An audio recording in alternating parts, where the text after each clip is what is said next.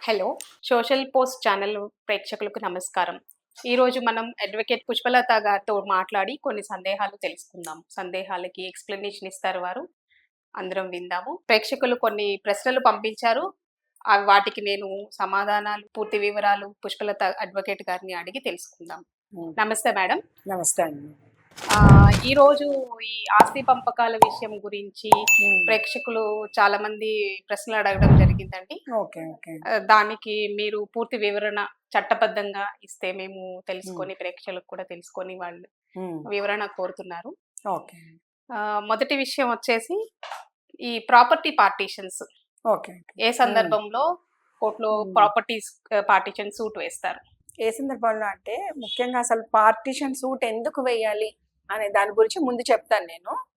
సాధారణంగా ఎవరైనా ఆస్తి ఉన్న పర్సన్ తండ్రి ఆ ఇంటికి హెడ్ తండ్రే కదా! తండ్రి గాని, తల్లి గాని వాళ్ళ ఆస్తి ఉన్న పర్సన్ మరణిస్తే తల్లిది ఆస్తి ఉన్నా సరే తండ్రి ఆస్తి ముఖ్యంగా తండ్రి పేరు మీద ఉంటాయి కాబట్టి ఆస్తి మరణిస్తే అంటే ఎటువంటి నా తదనంతరం ఈ ఆస్తి ఎవరికి చెందాలి అనే విషయం మెన్షన్ చెయ్యకుండా అంటే ఎక్కడ కూడా రాయకుండా గనక అవి ఎటువంటి వీలునామా రాయకుండా గనక మరణించడం జరిగితే అటువంటి సందర్భంలో ఇన్ జనరల్ గా ఏంటి ఒకవేళ సపోజ్ అతను గనక వీలునామా రాసి ఉంటే ఆ వీలునామా ప్రకారంగా వాళ్ళ పంపకాలు జరుగుతాయి.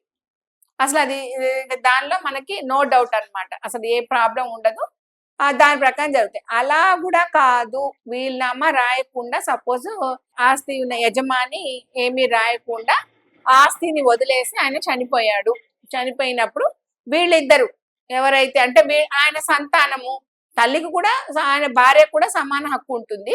అందరూ కలిసి ఒక సెటిల్మెంట్ లాగా చేసుకొని ఒక నిర్ణయానికి రాలేకపోవడం జరిగితే అప్పుడు వాళ్ళు ఏ పార్ట్ ఎవరికి చెందుతుంది మా పార్ట్ ఎంత వరకు ఉంది అసలు అంతకన్నా ముందు ఒక సక్సెషన్ సూట్ వేసుకొని ఫస్ట్ సక్సెషన్ ఒక legal heir certificate family member certificate తెచ్చుకోవాల్సి వస్తుంది కోర్టు ద్వారా.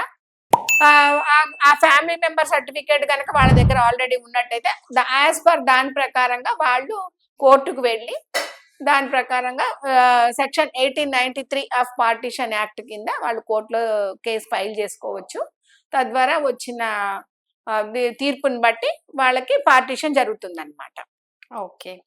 సో, ఇలా ఈ ప్రాపర్టీ అయితే పార్టిషన్ చేస్తున్నారు, పంచుకుంటున్నారు. అమ్మాయిలు, అబ్బాయిలు సమంగా ఆడపిల్లలు ఉన్నవాళ్ళు, మగ పిల్లలు ఉన్నవాళ్ళు అందరూ సమంగా పంచుకున్నారు.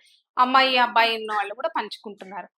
ఈ ప్రాపర్టీ అయితే పంచుకుంటున్నారు గానీ, మరి తల్లిదండ్రుల బాధ్యతలు ఎలా అండి? వాళ్ళు అది కూడా పంచుకోవాలి గదా! మీరు చాలా మంచి టాపిక్ అడిగారు ఈరోజు.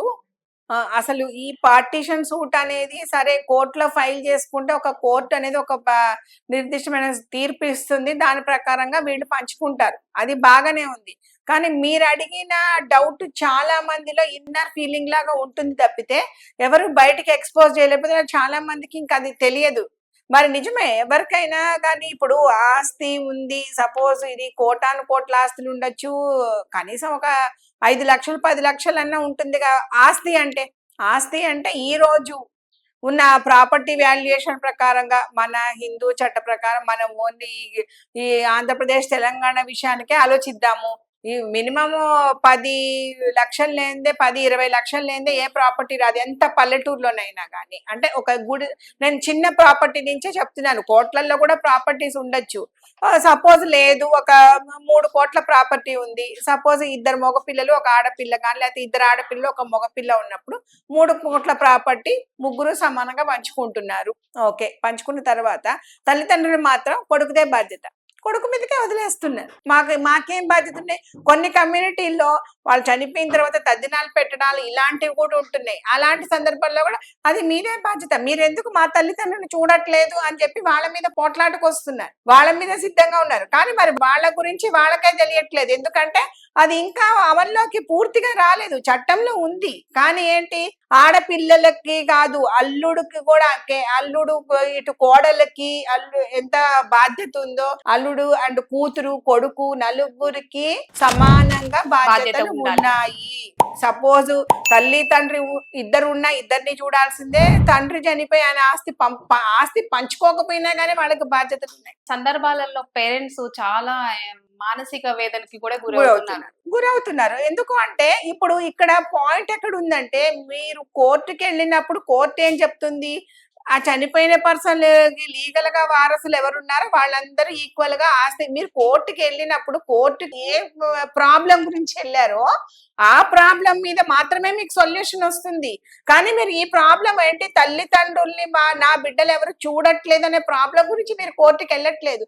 అది సీరియస్ గా తీసుకోవట్లేదు ఎవరు. తర్వాత నా బిడ్డలే కదా నాకు చూస్తారా అంటున్నారు, కానీ మీ బిడ్డలే మీకే ప్రాబ్లం చేస్తున్నారు కదా.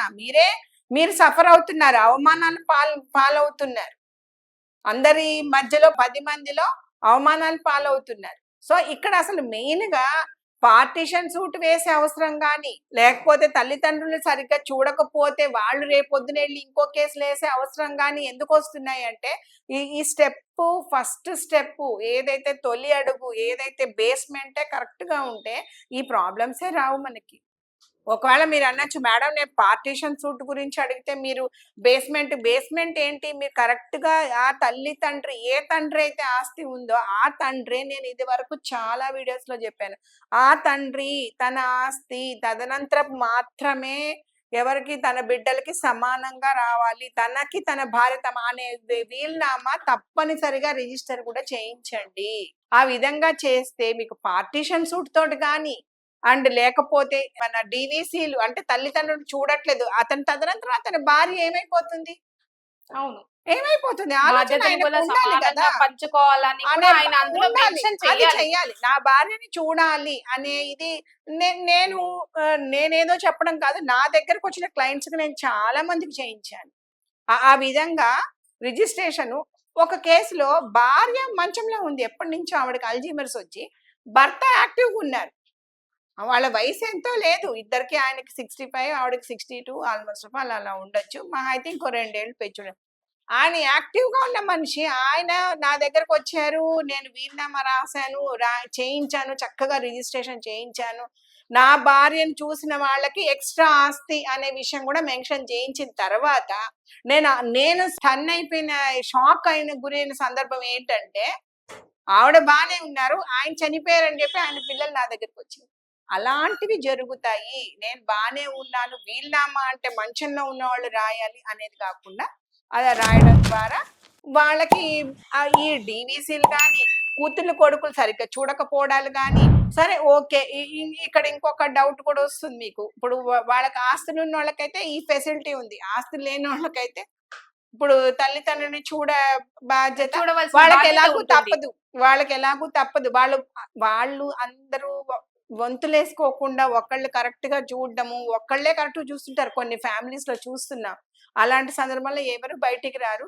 అలా కాదన్నప్పుడే ఎవరు చూడకుండా బరువైన రోజే వాళ్ళకి ఎలాగూ తప్పదు, ప్రాబ్లమ్స్ అప్పుడే తప్పదు.